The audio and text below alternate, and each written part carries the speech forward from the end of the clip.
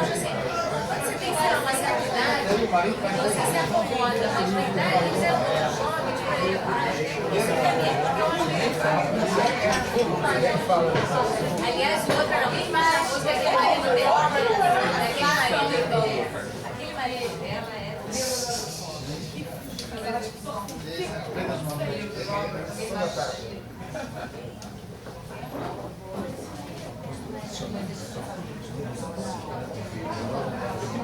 agora ela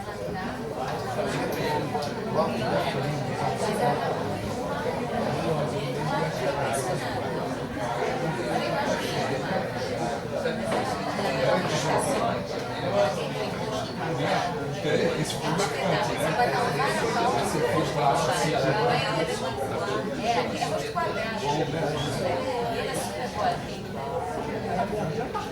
Eu não sou amante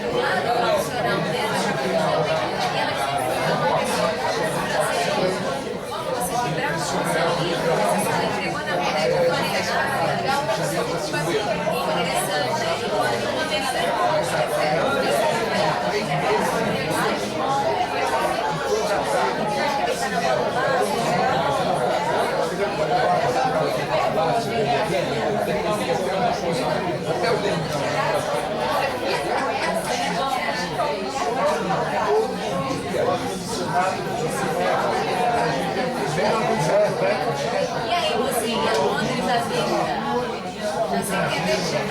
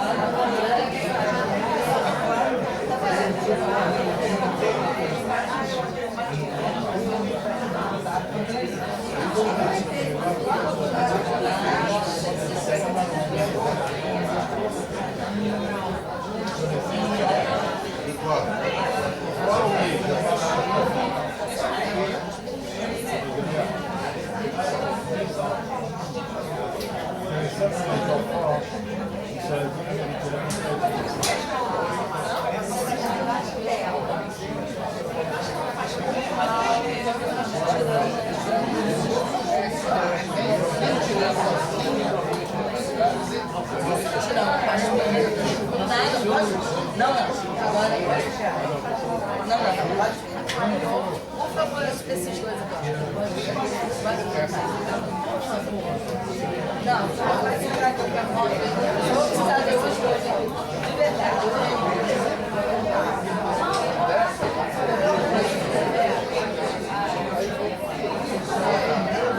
Eu adorei. E na verdade é uma comida muito familiar.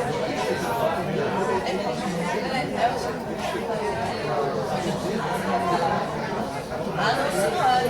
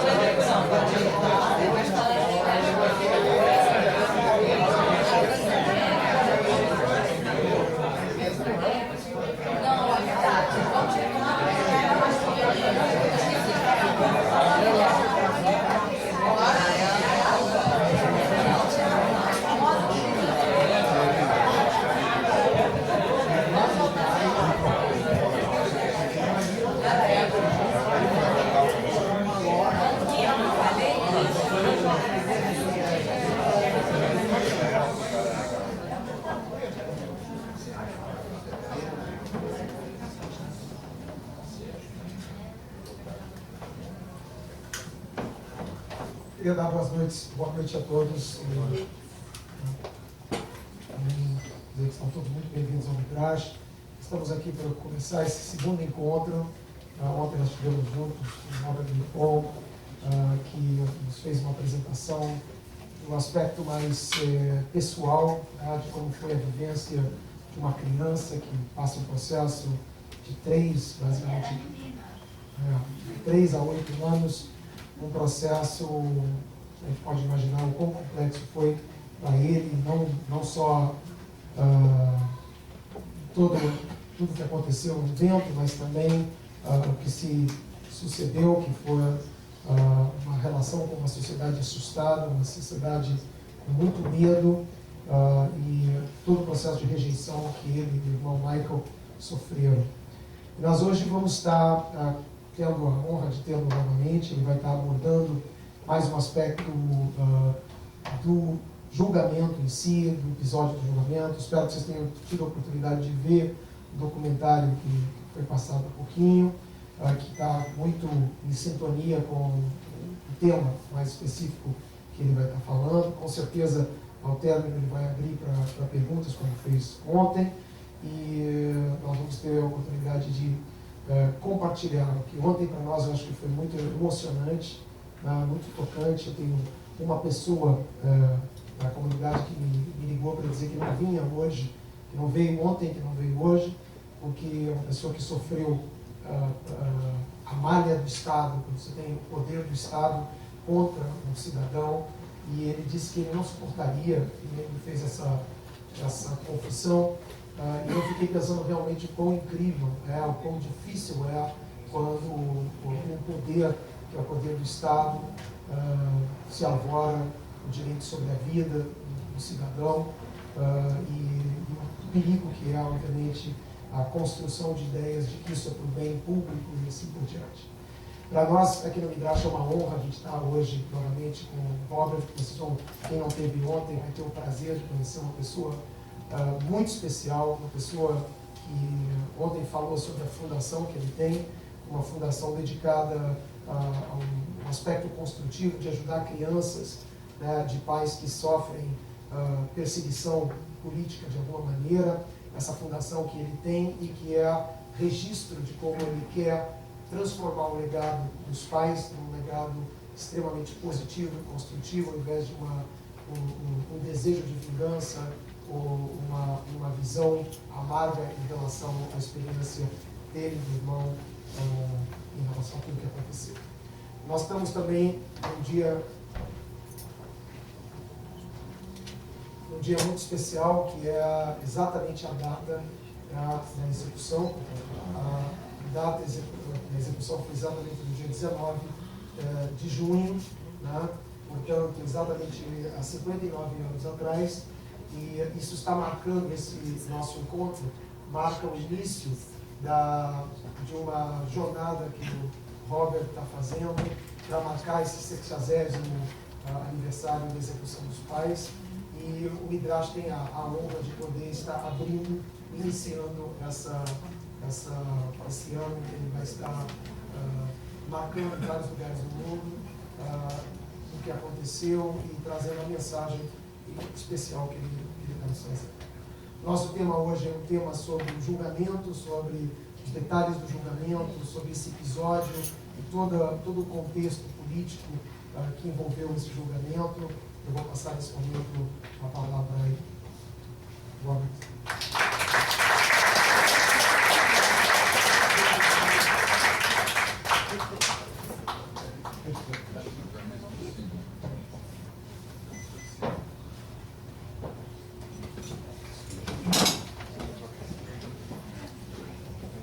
Rabbi Bonder told me that he didn't say anything mean about me. I'll have to take his word for it. I know he's an honest man. And I want to thank you, and I want to thank everybody involved in Midrash for making this happen. I know that some of you who were here tonight were also here yesterday, but some of you were not here yesterday.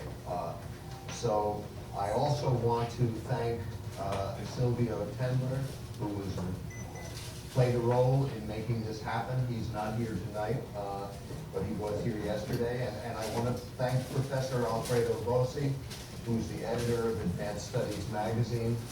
And finally, a special thank you to the person who really worked for more than 5 years to make this happen, whose persistence finally paid off. And that's Valeria Wasserman, who is in the back of the room. And thank you very much.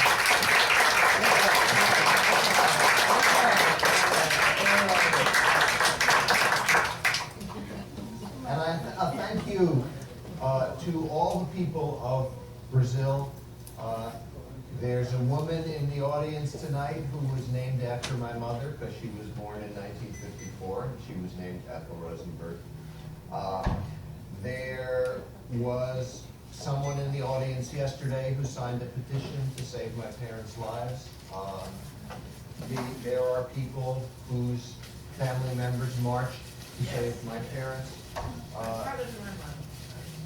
There are, and I thank them. There were so many people in Brazil who complained about what was going on in my parents' case that our embassy here, the United States Embassy in Brazil, had to send a letter of explanation to the State Department in Washington, D.C., explaining why there were so many people who were asking that my parents not be executed. In fact, something I didn't mention yesterday, 59 years ago, the City Council of Porto Alegre issued a proclamation asking for President Eisenhower to pardon my parents. Yeah, So I Googled him. His name is Meneghetti, and he was part of the Social Democratic Party. okay, well, that's so it gives me an opportunity to come here and thank you all personally. Let me take a step back, or before I take a step back, you just saw a film that, to me, it's a very interesting film because it starts out being about David Greenglass, and then it ends up being an advertisement for the Rosenberg Fund for Children. And I think what happened is the filmmakers, in the middle of making the film, they kind of got disgusted with David Greenglass. And they wanted to say something positive. And so the nature of the film kind of changed. And that's very interesting. But there's one unfortunate thing about the film. And that is that it was finished in August of 2008. In September of 2008, 1 month later, 2 new major developments were made public in the case. Fortunately for the filmmakers, the major developments did not contradict anything in the film. But they made the film a little bit out of date before anybody had even seen it. And I will get to that.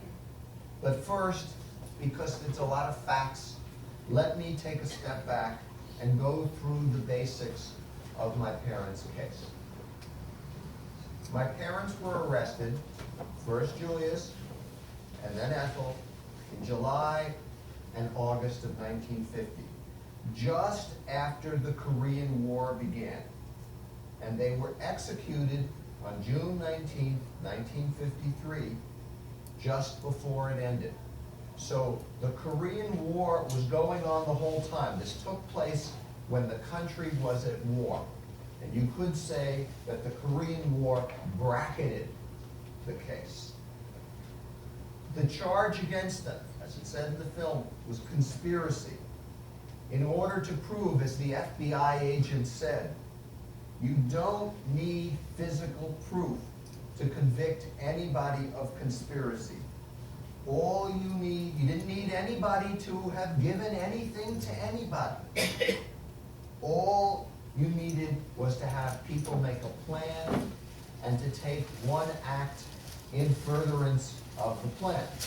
Now, of course, the FBI agent said, well, that was Ethel typing, but we just heard that she never really did the typing. But, you know, the FBI agent is not going to admit that. David and Ruth Greenglass testified that Julius and Ethel Rosenberg recruited David into an espionage ring in 1944. World War II begins in 1939. 1941, the United States enters World War II, and World War II goes on until the middle of 1945. So the war is raging. David Greenglass is a machinist. He's making pieces of the bomb. He's an Army sergeant working at the secret Army base in Los Alamos, New Mexico. And David and Ruth testified that in June of 1945, David Greenglass gave a spy courier named Harry Gold, and you saw his picture in the film, a drawing of the triggering mechanism of the atomic bomb. And that the courier, when he came to the Greenglass apartment near the secret base in Los Alamos, identified himself to Greenglass in two ways. First, he said, he used a code phrase, "Julius sent me." And of course that was incriminating because my father's first name was Julius. And then the Greenglasses and the Gold both testified that Harry Gold held up a half of a Jell-O box top. It's a packaged fruit, cardboard box top. And that David Greenglass went into the kitchen and picked up the other half that my father had given him, he testified. And the Jell-O box tops matched. And that was the testimony that connected Julius Rosenberg to the spy courier, and that's the testimony that was used to show that David Greenglass then knew that this was a spy courier, and he was to give the drawing to Gold, and Gold then gave Greenglass some money for that. Now, David and Ruth also testified that 2 months later, or 3 months later, in September 1945, and this time is very important, that's why I'm emphasizing it, that in September of 1945, the Greenglasses were back. The war was over, the Greenglasses were back in New York, and they gave a copy of a cross-section of the atomic bomb that gave away what the government called the greatest secret known to mankind. And this, by the way, I showed this yesterday, but some of you weren't here. This is the sketch that the Greenglasses said they gave to my parents in September 1945. It says on the bottom here, cross-section A-bomb, not to scale. It actually looks kind of like a piece of, like an apple pie cut in slices. In fact, back in the 1970s, when my brother and I began the reopening effort, we had T-shirts made up with this on it. You'd come up to somebody and they'd say, "What's that?" You'd say, "That's the secret of the atomic bomb." And we'd start a conversation. We really did that.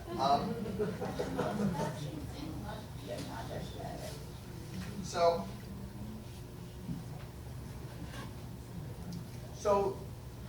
the Greenglasses both testified that they gave this sketch to my parents, and that David Greenglass had some handwritten notes that accompanied the sketch. And the notes were sloppy. So Ruth Greenglass testified that my mother, who was a typist, typed up the handwritten notes. That's the testimony that was critical to my mother's involvement, and of course that was discussed at length in the film. Okay, that I stopped there and you think that's it? Yes, that's it. Oh, there was more testimony. But that's the key to the case. The meeting with Harry Gold in June and the transmission of the transfer of the sketch that was the cross-section of the bomb in September. All of this in 1945. Now, what happened a month after this film was completed? On September 11th, 2008, almost all the transcripts of the witnesses who testified before the grand jury that led to the charges against my parents were made public for the first time. Now, the way it works in my country is if there's going to be a charge brought after someone's arrested, if they're actually going to be charged and brought to trial, there's something called a grand jury. The prosecutor convenes it and gets testimony, and it's based upon that testimony that an actual charge is made. So it's the start of the process. And usually this is kept secret. But in this case, so much time had passed, and historians said this was such an important case that a judge ruled in 2008 that the testimony of all the people who had died or who didn't object could be released to the public. Well, it turned out that Ruth Greenglass had died 6 months earlier. David Greenglass is still alive to this day. And he said, no, you can't release my testimony. But Ruth Greenglass was dead, her testimony was released, and what did they discover? She didn't say anything about the September 1945 meeting. There's no mention of it at all. There's no mention of an atomic bomb cross-section sketch. And of course, there's no mention, since they didn't talk about the meeting at all, of my mother being present or typing up anything. Nothing is mentioned about that. Well, that was in direct contradiction to everything she testified at the trial. This caused the mainstream media in the United States for the first time, all these years, to say, well, maybe Ruth Greenglass lied, and therefore, maybe Ethel Rosenberg wasn't guilty, since that was virtually the only evidence against her. That was big news, okay?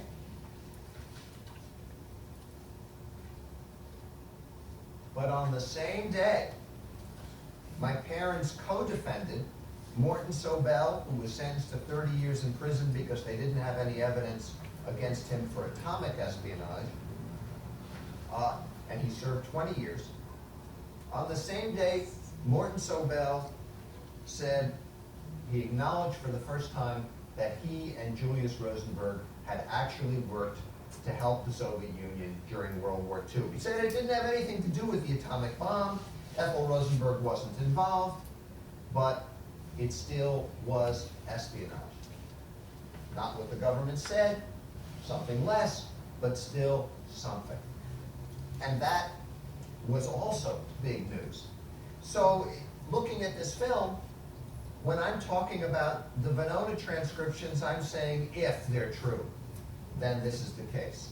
Well, after Morton said this, and he said the primary purpose was to help the Soviet Union defeat the Nazis in World War II. After Morton said this, my brother and I were questioned about this by the press, and we said, well, we believe Morton. We don't believe he's lying. And so we now believe that our father actually did help the Soviet Union, and that the Venona transcriptions are essentially correct. But it turns out there's even more. In a new book called Final Verdict by Walter and Miriam Schneer, which was not published until 2010, Walter and Miriam Schneer are probably the world's greatest experts on the Rosenberg case. Now, Walter Schneer died just before the book was published, and Miriam is still around. Walter and Miriam had been looking through the files that were available for a while in the former Soviet Union, the files that were released in the United States, all the books that had been read, and they were cross-referencing everything. So this is what Walter discovered when he put all of these pieces together for the first time. There was something very perplexing about the story. Walter Schneer found several instances of transmission of data related to the atomic bomb to the Soviet Union. What he found, and some of this is in the film, that the senior atomic scientist Klaus Fuchs sent very detailed and very valuable material to the Soviet Union.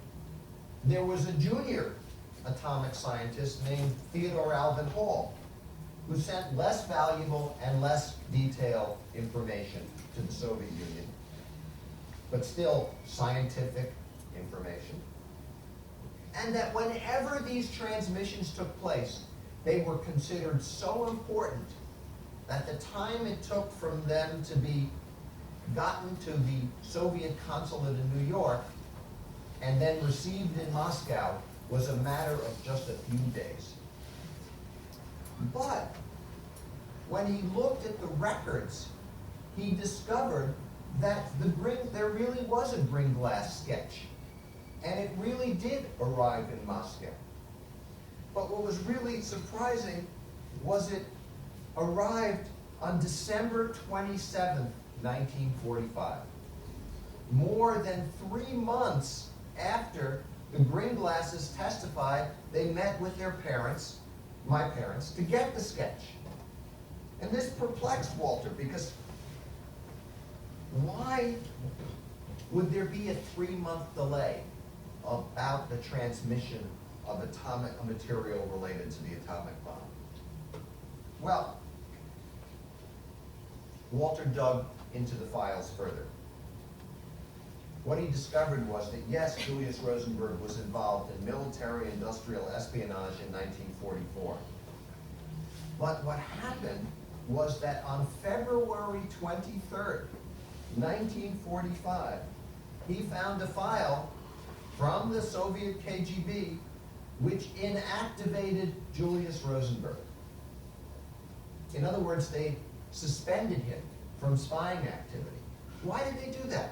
Well, because the government had discovered that Julius was a communist and he was working at a government job.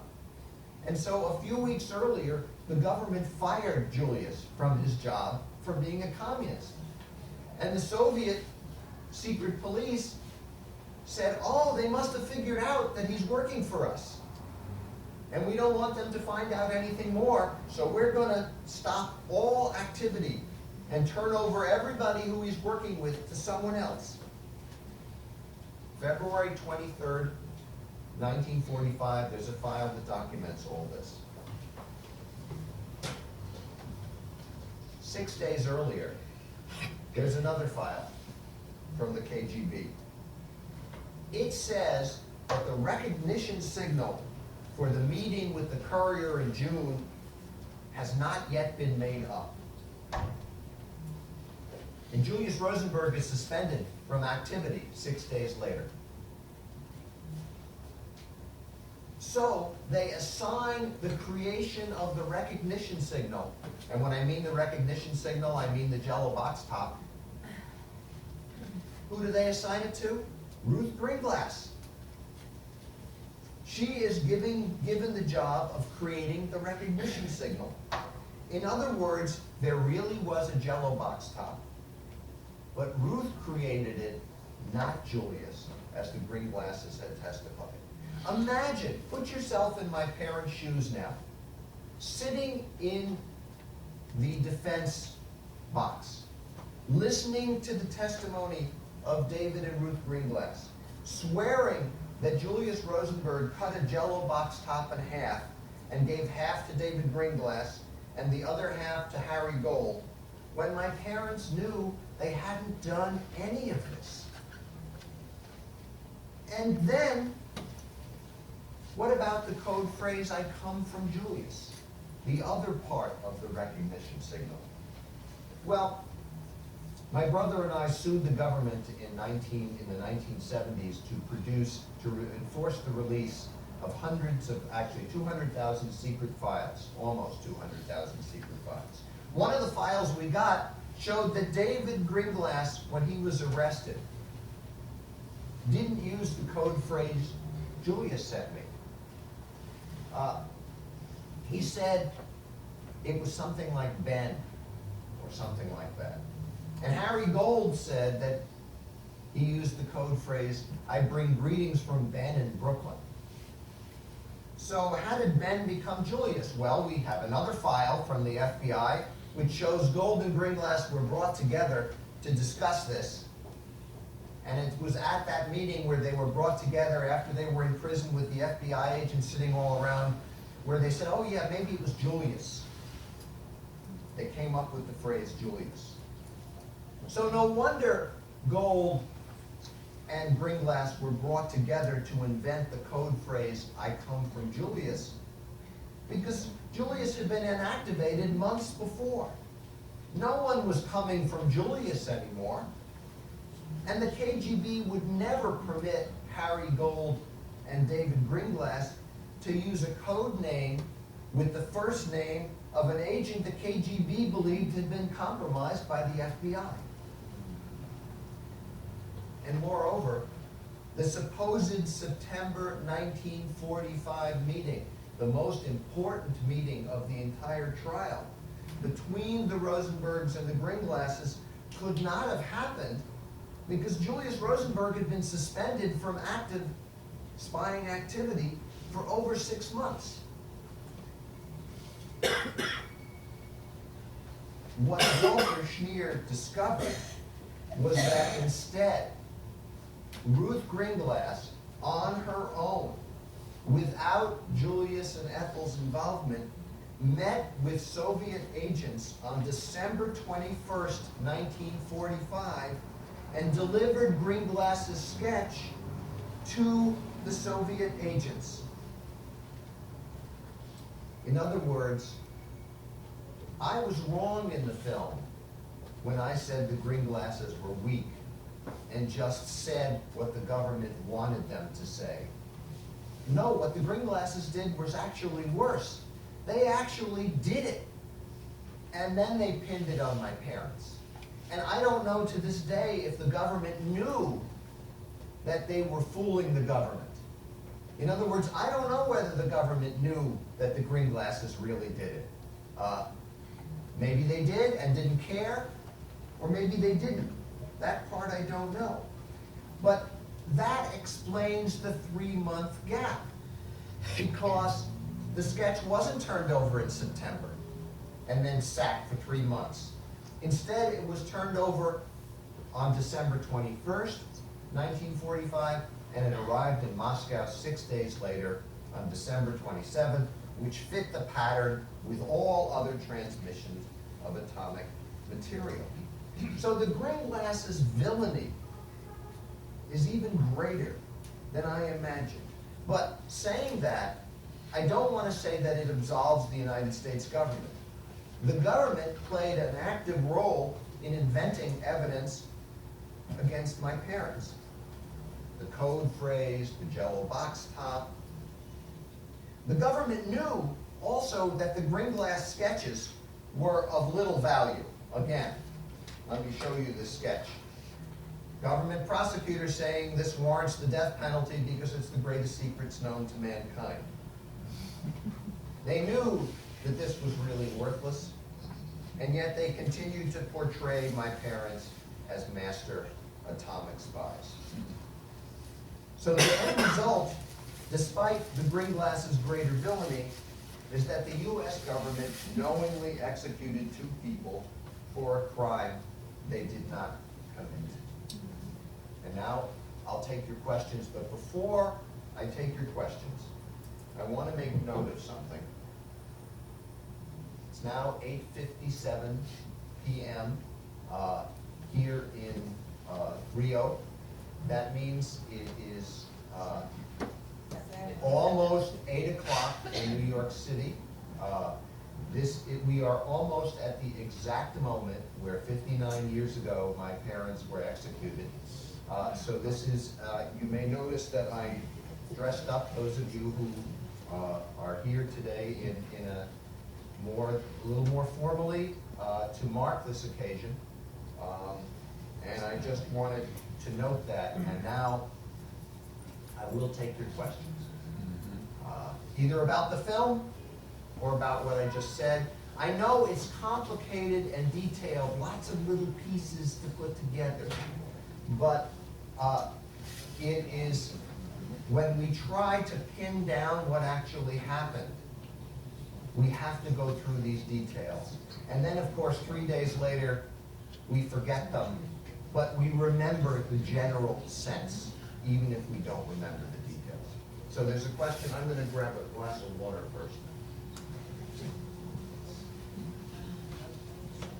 Então, nós vamos iniciar agora perguntas e respostas, e eu queria só pedir que façamos perguntas breves e objetivas e que fale perto do microfone para que o pessoal lá de cima consiga escutar.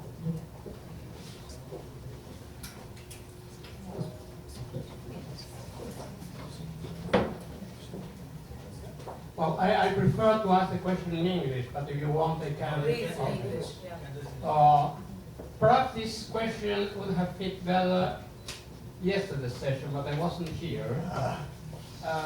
You know, I became aware of all this story mainly 40 years ago, reading Doctor's novel, which was the source for. So I know, and I knew at the time that it was fiction to some extent. In fact, there was no sister, I knew that. But my question is the following. In the novel, the brothers, in fact, the brother and the sister, receive, when they become of age, a substantial fund, which was like the defense fund, and the brother, at some point, decides like to set up some sort of foundation. And well, that was written about, I understand, some 15 or 16 years before you really created the foundation. So I suppose it just had been sort of strange at the time to read a book where they tell that you are supposed to do something. So my question specifically is, did the fund exist? Did you get any money when you became of age, you and your brother? And second, did the book have any influence upon your decision some 15 years later to create the foundation? Okay. First, I'll answer the first question, the second question first, because it's quickly. I have no conscious knowledge that the book influenced my decision to start the foundation. I say that because maybe somehow it was in there. That said, in terms of the fund, I can tell you, I don't know what kind of, Dr. Rowe, who wrote the book of Daniel that the film is based on, never says he never did any research. I don't know whether he did. But it turned out that there was a fund that was established to benefit me and my brother after my parents were executed. My parents' attorney traveled around the country, raised money on our behalf until 8 months later when he died. That money was, well, it was a substantial sum of money, and there's kind of a funny story, a little ironic story that goes with it. Because many years later in the early 90s, I got all the records of the fund, the trust fund, and I was reading through them. And lo and behold, I discovered that they started raising money on our behalf, and money pours in from all over the world. There are probably people in Brazil who sent money. Well, my father did send. Yeah, there was money from Australia, from Brazil, from everywhere. And within a few months, they had raised $40,000. Now, this is 1950. You can add a zero to that if you want to, you know, it's like close to $500,000 in money, in today's money, all of a sudden. Well, the trustees are concerned about this. They write memos back and forth. We don't want the Rosenberg sons to lose touch with their working class roots. So they tell everybody, don't send any more money. And they even send some money back. So that's, you know, that's kind of funny, I think. But so then, over the years, that money was used. It helped pay for my college. It helped pay for various things. And when I was 21 years old, I received $7,000, what was left from the fund, which I thought was terrific as a 21-year-old back in 1968. Seemed like a lot of money. I'd just gotten married. My wife and I bought a new car, traveled around the country. It's, you know, it was terrific, but it didn't make me rich. And it didn't, I had no concept of starting the foundation at that point. My book, when you read the book, you will see that it's really not about my parents' case, it's about my life story. It starts from my parents' case. And in some ways, it's really designed to tell the story of the foundation. And the story of how I got the idea of the foundation is in there. It was, as far as I know, had nothing to do with Dr. Okay. Thank you very much. Okay.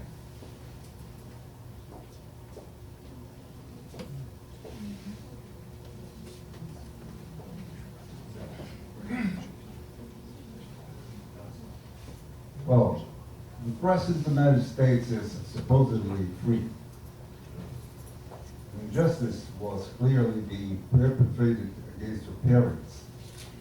Where will the press know this process? Okay.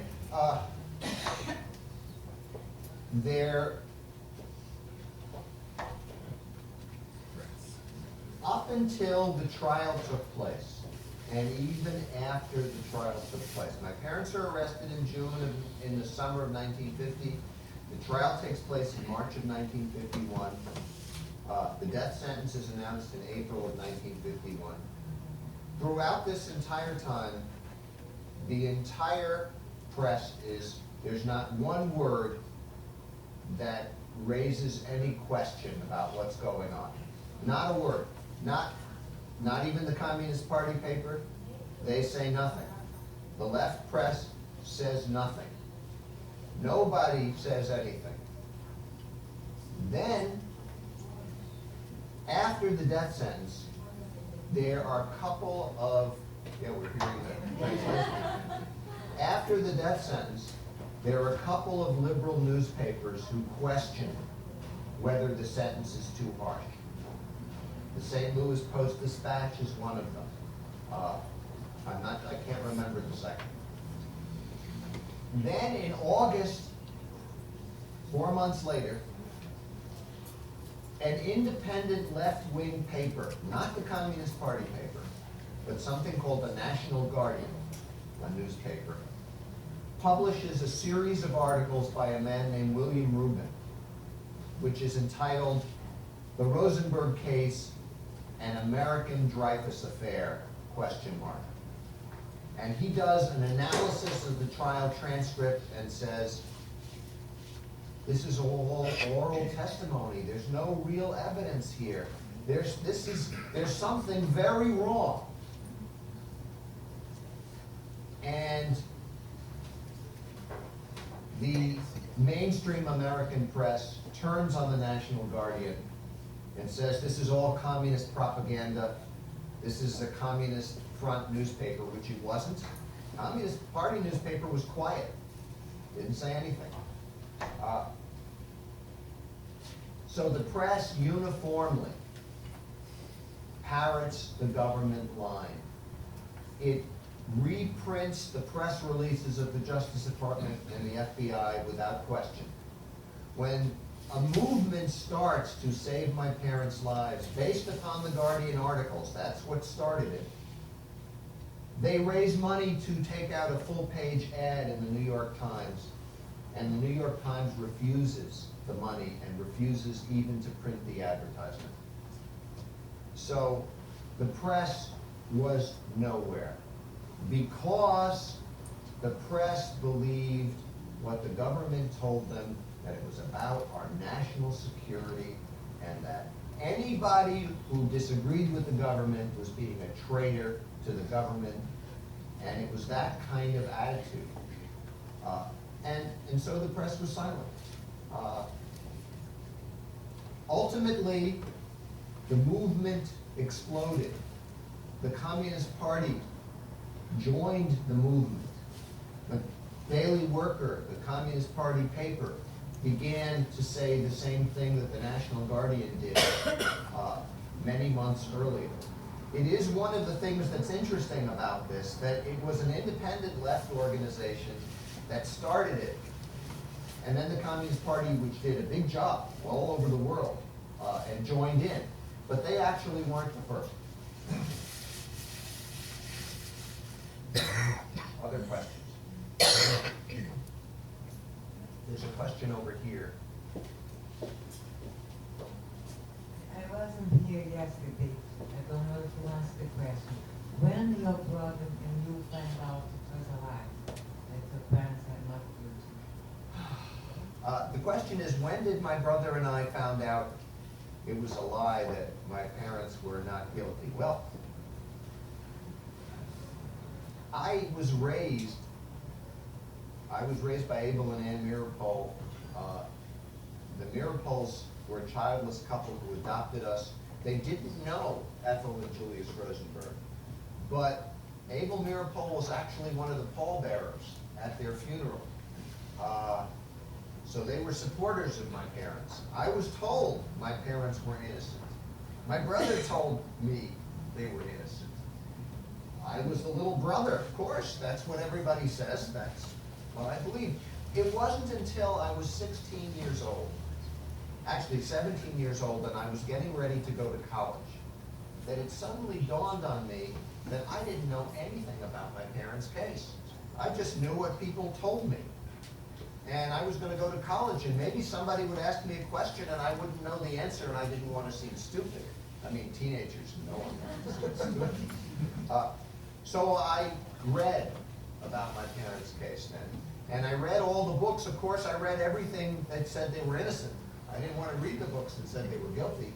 So I came to believe then in an intellectual way when I was a teenager. Now, it wasn't until I went to law school when I was in my 30s, in the 1980s, that I began to see that all the evidence we had collected had demonstrated that they'd been framed. It had demonstrated that Judge Kaufman talked secretly with the prosecution. It demonstrated that the evidence against them was made up. But that didn't prove that they didn't do anything. And so I became more tentative about my beliefs. I knew they didn't steal the secret of the atomic bomb, but did they do something else? You saw me in the film. I didn't really say I thought my father did something, but I did say he might have done something. And in fact, when you read my book, which was written before the film, you'll see I don't say I think my father did something. I say he might have, and since he might have, how do I feel if he did? And then I go on to discuss that. So in some ways I was preparing myself in case this turned out to be the case. And it did. So it's a complex evolution. And I think that's important because this may seem like a kind of strange side track. But one of the things I've noticed over the years, and I think the filmmakers, when they did this film, had this kind of dichotomy in mind. And that is that the media tends to separate people into two basic categories: interested parties and experts. And the interested parties are interviewed to get their feelings. But you can't really trust their facts because they're interested parties and they're going to be biased. The experts are interviewed to get the facts. So Sam Roberts, the newspaper reporter, who never admits that he paid David Greenglass to give his interviews. He's the objective expert, and I'm the interested party. But then it didn't turn out that way in the film.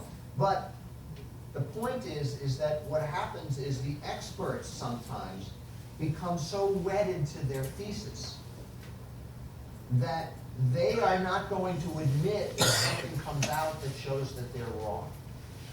They become just as biased because it's their professional credentials that are on the line. And sometimes the interested parties, they're more interested in finding out what actually happened than in protecting a particular position that they've had.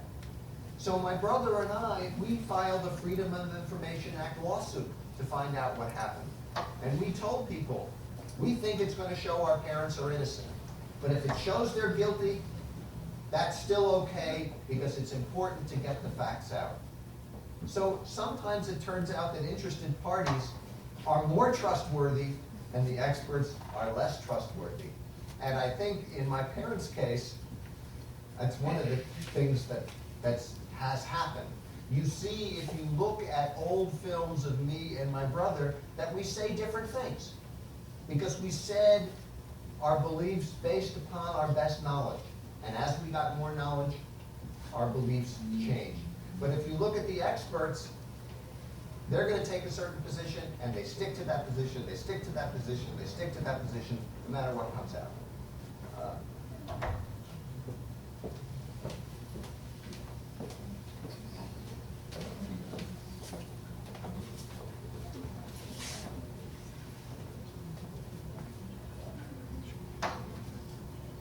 Thank you for your words and your telling us the story.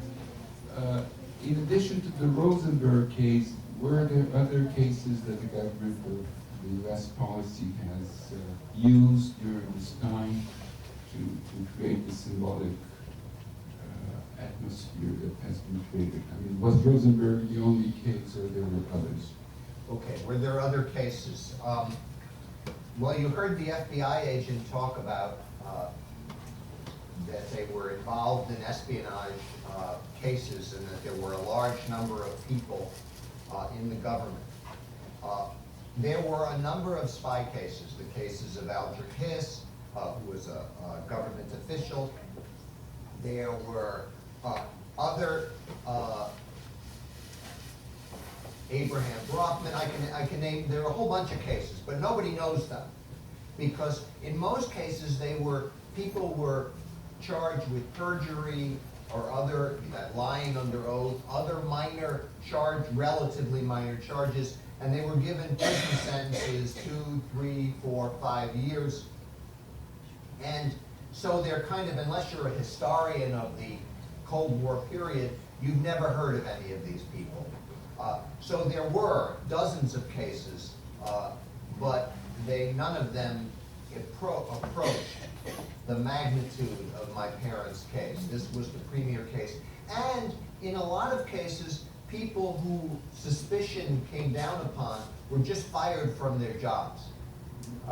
So there was a lot of the repressive apparatus in the United States was not criminal or penal or not, like disappearances and executions. It was more economic.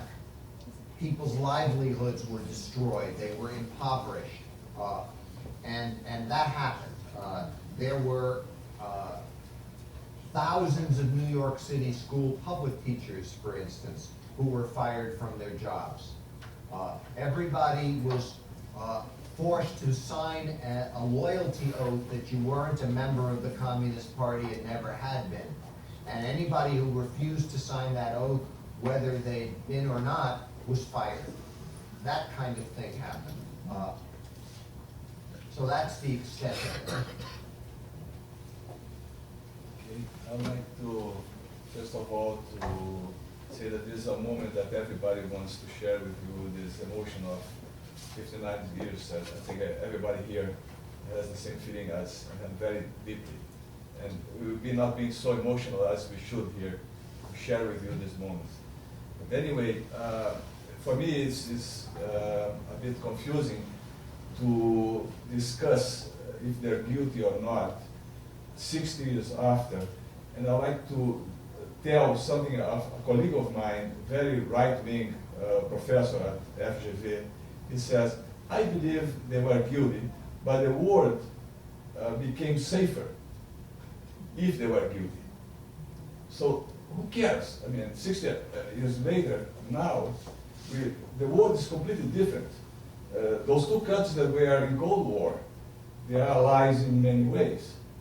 And there are things to do. So I would like to, because my daughter here, she was shy to ask, what are you doing with your emotions and your feelings to help people that are suffering personally the same kind of things that you suffered when you were a child? And that's more or less what I think we want to learn from you, become activists. I would like just to give one example. In Israel, there is an ex-military that I believe is in jail, charged of espionage. Are you doing something for him? You're talking about Mordecai Benunu? Yeah. Who's in jail. Yes. For years, this is not a public thing, at our Passover Seders, I used to recite his poem, I Am Your Spy. It seemed like an appropriate thing to do at our Seders.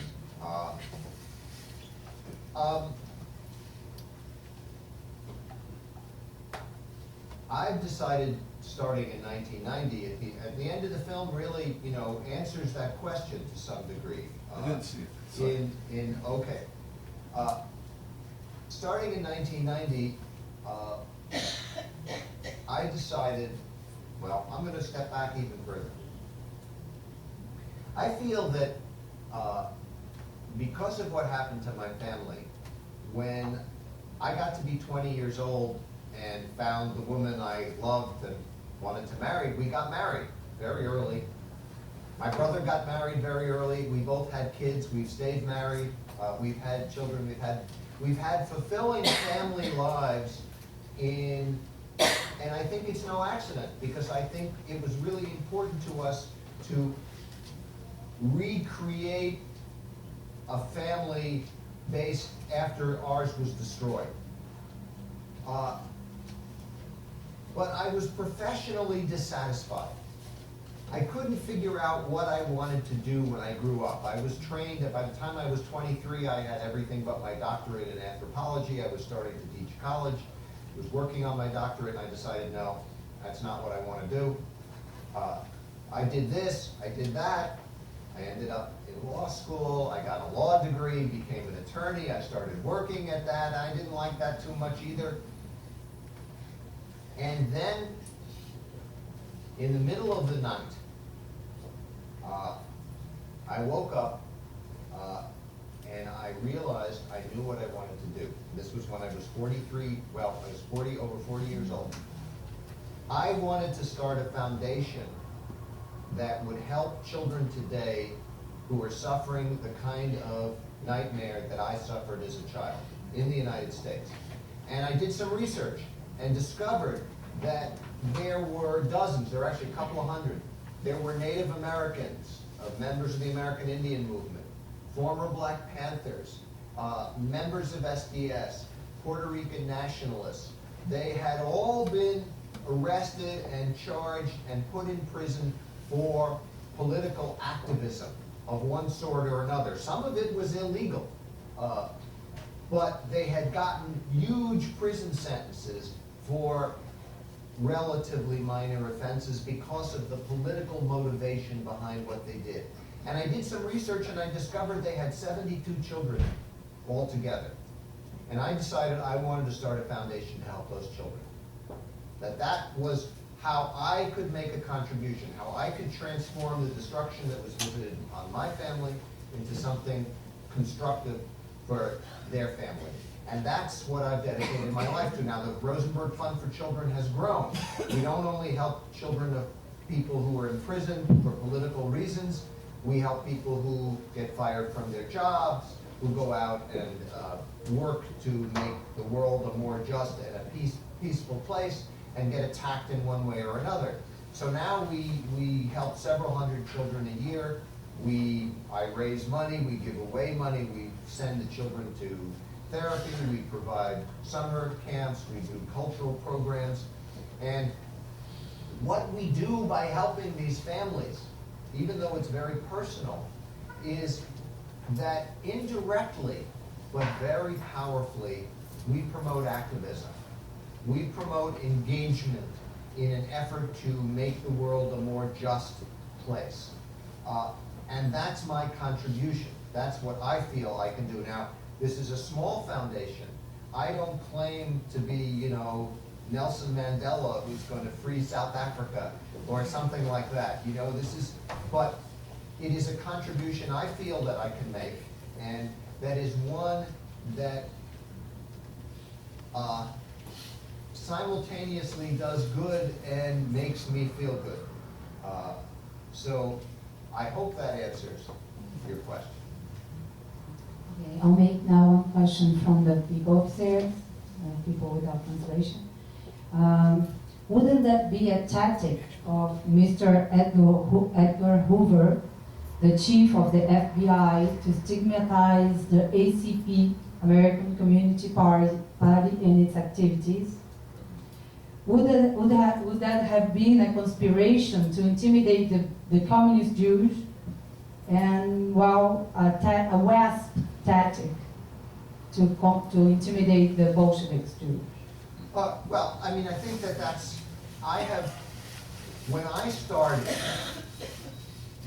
when I first went public and started the effort to reopen my parents' case in the 1970s, there were a lot of my parents' generation people who were still alive. I mean, my parents now would be in their mid-90s, okay? So people of my parents' generation, there's still a few of them around, but most of them have passed on. But in the 70s, that wasn't true. And I would travel and speak, and people would come up to me and say, time after time, we felt it could have been us. That it might not end with Ethel and Julius, it could have been us. I ran into people who said to me, do you know that after what happened to your parents, I went into my library and I pulled out all my communist books and I threw them into the incinerator where they'd be burned. People were intimidated, and it helped destroy the movement. And people with children particularly thought, well, I don't want to leave my children to have what happened. So it was an effort to intimidate the entire movement. There were other aspects, but that was one of them. And I also think it's no accident. You know, you heard me talk about how there were atomic scientists, and those of you who saw the film, who actually passed information. How come the FBI didn't go after any of the atomic scientists? Well, the atomic scientists were relatively powerful people. They would have great attorneys. They would have access to media. They would provide scientific information and knowledge that would say, you know, the general theoretical knowledge behind building these weapons are known worldwide. Other countries, if you give them enough time, will develop these weapons. All of that would make it much harder. So instead, they went after ordinary, run-of-the-mill communists because they'd be easier targets and because they would teach a lesson to everybody else. And it worked. I mean, it did work. It was a very successful tactic. And then complementing the first question is, the Jewish community in the United States is very numerous, and what was their position during the process?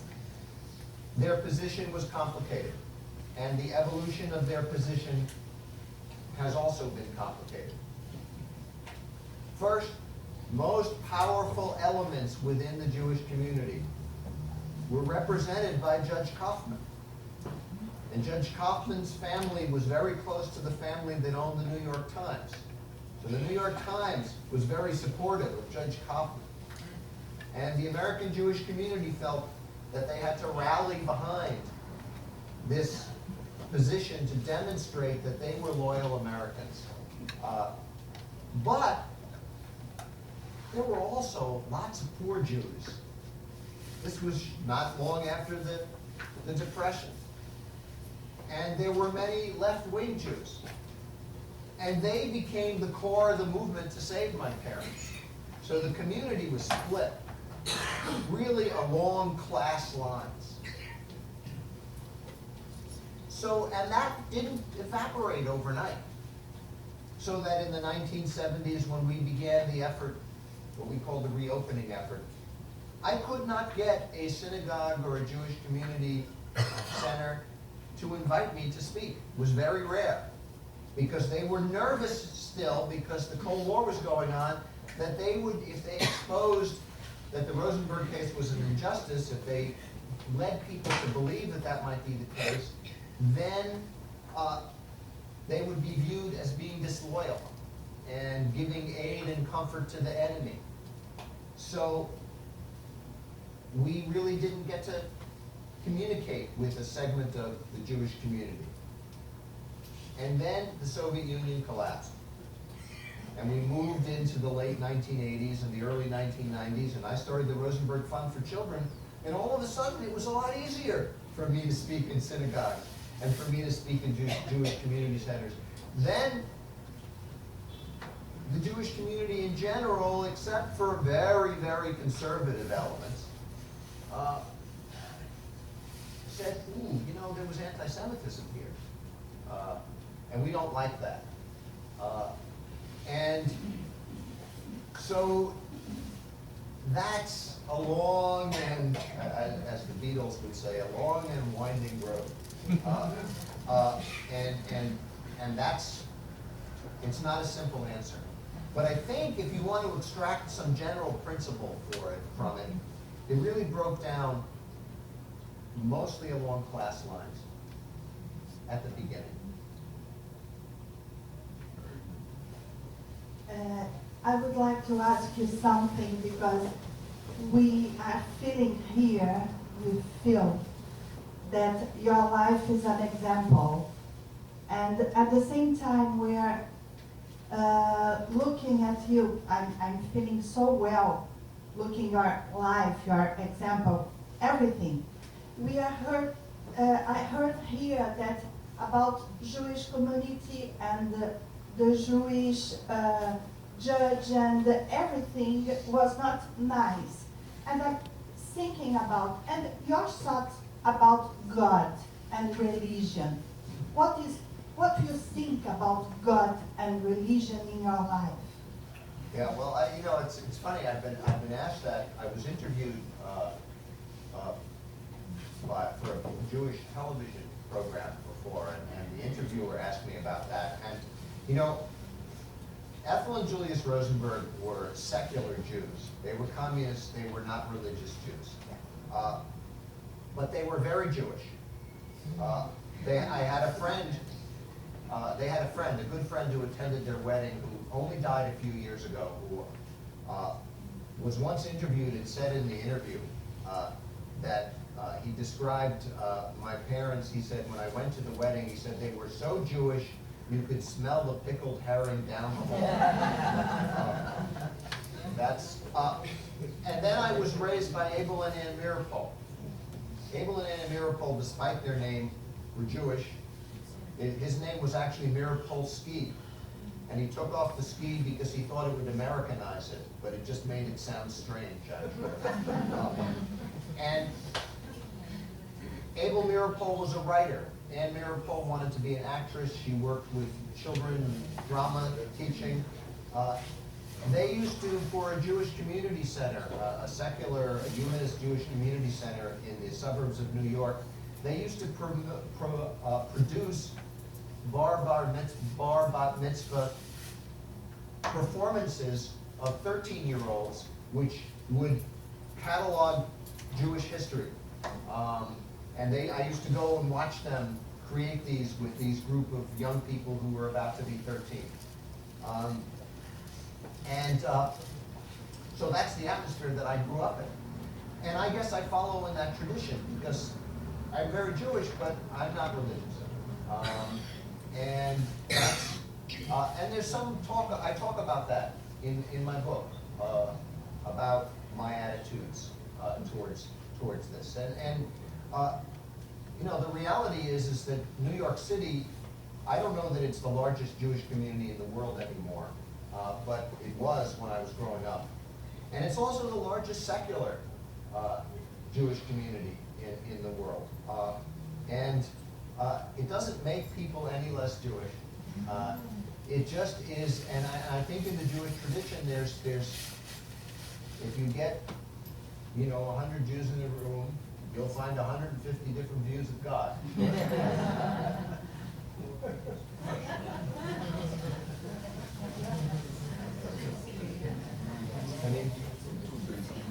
This is an ongoing process that always has new openings and new things coming up. And we know there is a letter held by the American Justice that will come out when David Greenglass dies. Do you believe anything will come out? Any new thing will come out of it? You know, in some ways that's the final shoe to drop. I don't know, I don't even really know about whether there really will be a letter, you know, but when David Greenglass dies, it is in all probability his grand jury testimony will be released. And when his grand jury testimony is released, if it echoes what Ruth said, if there's no mention of the September meeting, there's no mention of my mother there, there's no mention of any of this, the secret of the atomic bomb sketch, it will, for me, I mean, I already am pretty confident of this, but I think it will be the final straw that makes it absolutely clear what happened. And I guess, are there more questions? Yeah, Okay. So you're not sure there will be something really? I'm not sure. You know, I never, I mean, maybe it's because of my legal training, but I've learned not to speculate about things I don't know about. You know, it always amazes me, and again, it's because of being a lawyer, and how, when you see trials, you know, you hear stories of trials, famous trials and the newspapers are reporting, and everybody's got an opinion. Oh, he's guilty. Oh, he's not guilty. You know, my attitude is that I wasn't there. I'm not sitting on the jury. I'm not hearing all the evidence. I'm not going to make a determination until I really know. And you know, I learned that the hard way because I spent more than 20 years thinking that my parents, that Julius Rosenberg was absolutely and completely innocent. I knew that. Turned out I was wrong. So that's a lesson that's, you know, it's a humbling experience. So and I knew that David and Ruth Greenglass never drew any of those sketches, never did any of those things. They just did it because the government forced them to. And then it turned out that they did do it. And they pinned it on my parents who didn't even know about it. And maybe they fooled the government too. Well, gee.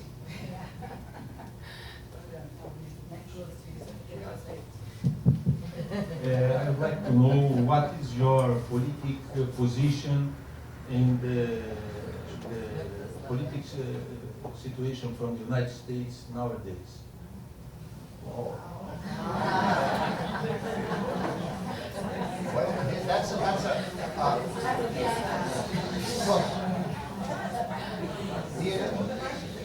the problem with the United States, there are many problems with the United States. But one of the main problems with the United States is that the American government seems to believe that it's all right for the United States to do something, and it's not all right for anybody else to do it.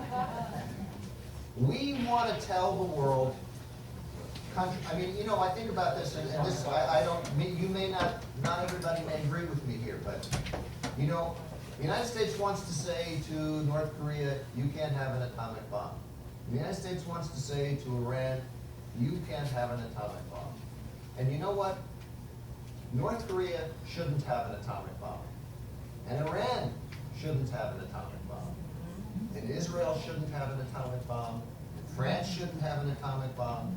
China shouldn't have an atomic bomb. Russia shouldn't have an atomic bomb. And neither should the United States. The problem is that anybody has an atomic bomb. The minute one country says, we can have it and you can't, we're in trouble. And that is just one aspect of the problem.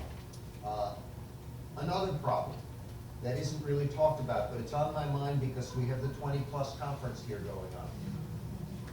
Nobody talks about it. The Kyoto Protocol to limit carbon emissions, which was considered one of the most important steps forward. If you actually read the Kyoto Protocol, the words military are never mentioned. Do you know what institution in the world has the largest carbon footprint in the world? The United States military. No one else. Now, when the United States issues its report on pollution, it's always the coal industry and the oil industry that's 1 and 2. You know why that is? Because the military is exempt from reporting because of national security. If we want to protect our environment, there is no greater ecological disaster than war. You know, when we decided we were going to have a surge in Afghanistan, nobody asked President Obama, what's the carbon footprint of the surge in Afghanistan? If we want to save our environment, we have to do something about the military.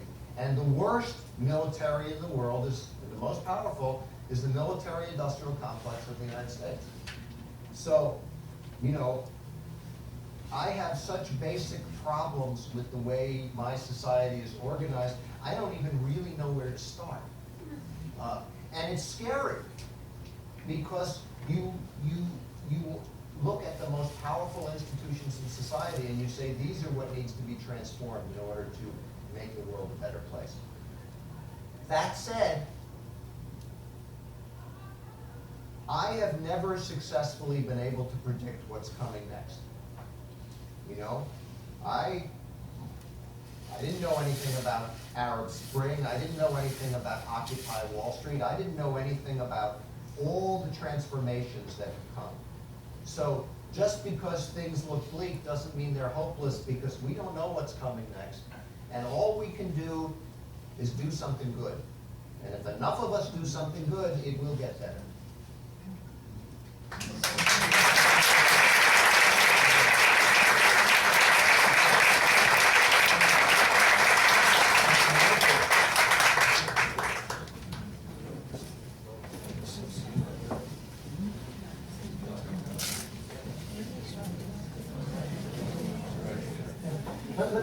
Just want to say, turn this over to Rabbi Baca. yeah. I consulted with Robert before, because we are on this very special date, and it felt right to maybe say a Kaddish for your parents. And so I want to do it in that context. I did ask you if we could do it, because I don't want to in any way offend. And your words were very clear to me, and you think they wouldn't mind. No, they would not mind. I think, but I want to say it in a context. They have a rabbi present at the exhibition. I know.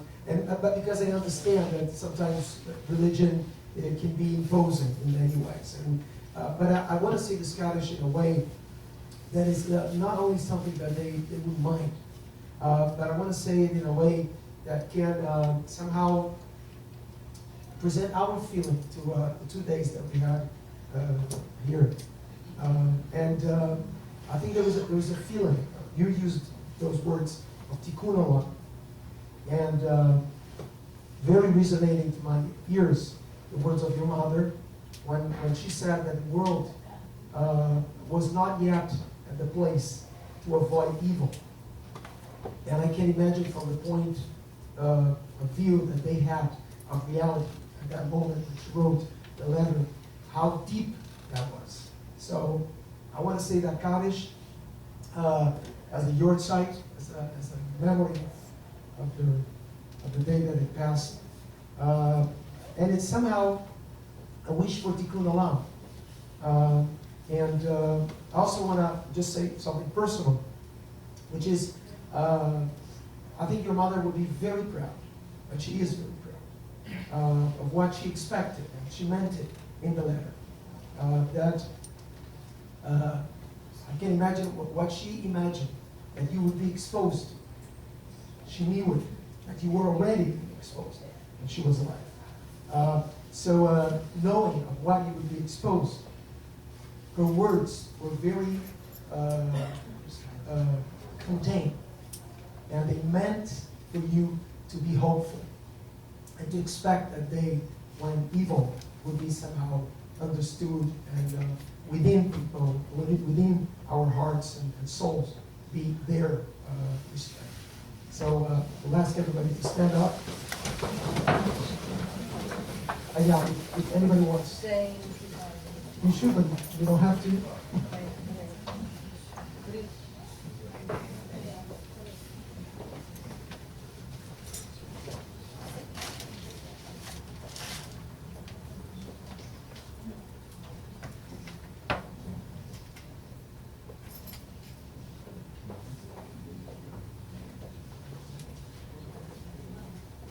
Remember their names?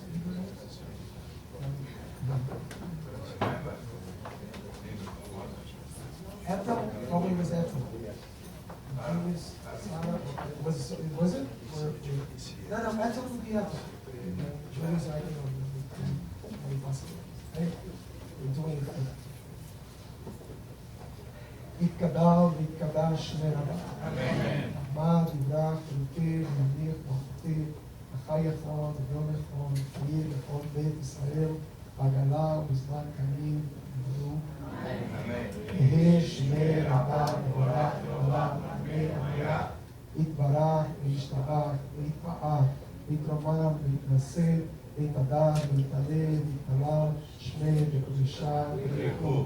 ואלה במקור ברכתה ושירתה, תושבחתה ונחמתה, תמירה ונאמר ואמרו, יהי שלמה רבה מן שמיה, וחיים עלינו וכל ישראל אמרו, אמן. עושה שלום במרומיו, הוא יעשה שלום עלינו ועל כל ישראל, ועל כל יושבי תבל אמרו, אמן.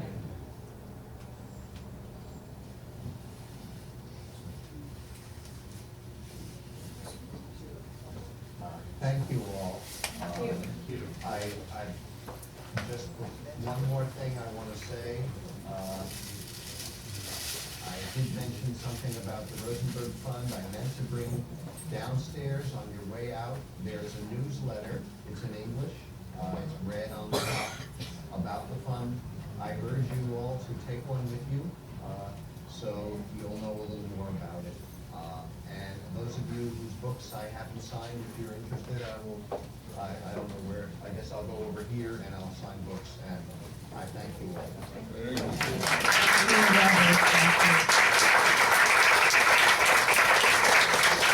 Eu gostaria de avisar que na segunda-feira que vem nós vamos ter aqui o Denis Ventura em uma homenagem a 75 anos de Vladimir Herzog.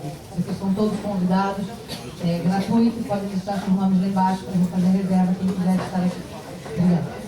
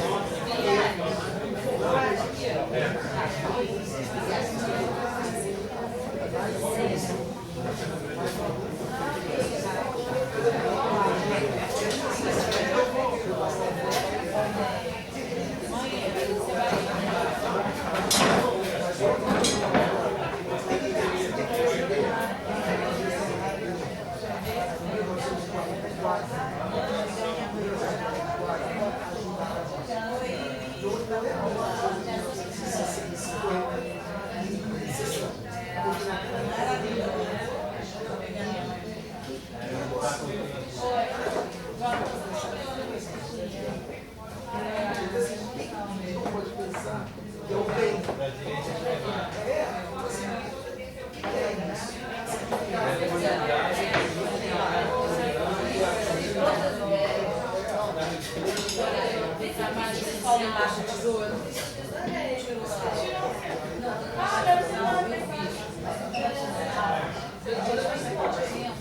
Assim como tinha nazista,